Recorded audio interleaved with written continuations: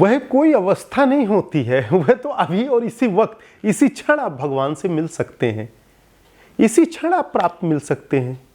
आप खुद भगवान हैं, आपके अंदर देवत्व है, आप भगवान को प्राप्त कर चुके हैं।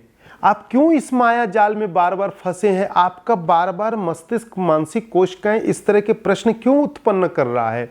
क्यों? कहीं ना कहीं आपको सही रास्ता नहीं मिल रहा। यदि इस मकान में आपके वायरिंग चारों तरफ है और कहीं पास एक फॉल्ट है, तो करंट तो है पूरे दीवार में, हर लाइटों में रोशन के लिए तैयार है, उस फॉल्ट को ढूंढना है। हमारे शरीर के अंदर उस तरंग को कनेक्ट करना है कि कैसे कनेक्ट करें और भगवान की अनुभूति कर लें। तो भगवान आपके अंदर है, आप मन चक्षुओं के माध्यम से भी इसको अनुभव कर सकते हैं। ध्यान के माध्यम से आत्म चेतना को जागृत करें और अपने अंदर प्रत्यक्ष भगवान की अनुभूति करें। मैं कहता हूँ, आपके अंदर विराजमान भगवान को मैं प्रणाम करता हूँ। आपके अंदर के भगवान को मैं हर पल देख रहा हूँ। वह मेरे से बात कर रहा है, वह मुझे रास्ता दे रहा है, वह मुझे गाइड कर रहा है कि कैसे मैं लोगों तक आपके संदेश को आपके लोगों तक पहुंचाऊं।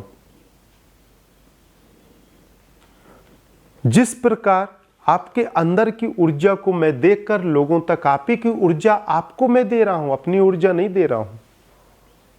क्योंकि यदि मैं भोजन ग्रहण करूंगा तो मेरा पेट भरेगा, मुझे ऊर्जा प्राप्त होगी, मुझे स्वाद मिलेगा, आपको नहीं मिल सकता। आपका क्षणिक तरंगों का एक ओझल मात्र अनुभूति हो सकती है, जो एक समय पश्चात वह भी विलीन हो जाएगी।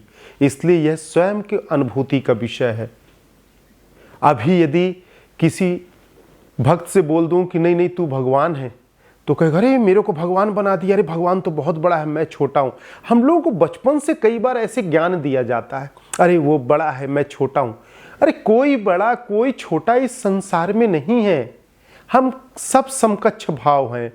मैंने कहा जब समस्त ब्रह्मांड की शक्ति समाहित है तो ईश्वर भगवान भी तो आप ही के अंदर है, तो आप भी तो वही हैं। एक लोटा जल लेकर हम समुद्र में डाल दें, फिर उस जल को क्या अलग किया जा सकता है? नहीं किया जा सकता। अब वह जल भी जो समुद्र में हमने डाला लोटे से, वह जल भी समुद्र हो चुका है।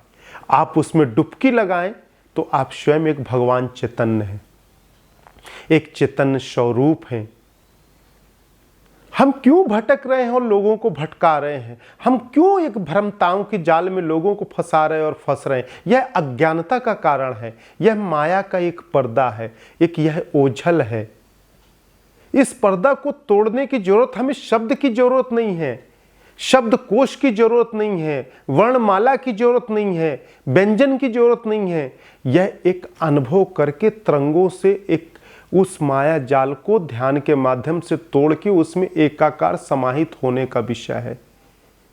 जिस प्रकार दूध को पीते समय हम उसको मीठा करते हैं और फिर क्या उसको एक डिसॉल्व होने के बाद दूध और शक्कर के, क्या हम शक्कर को अलग कर सकते हैं?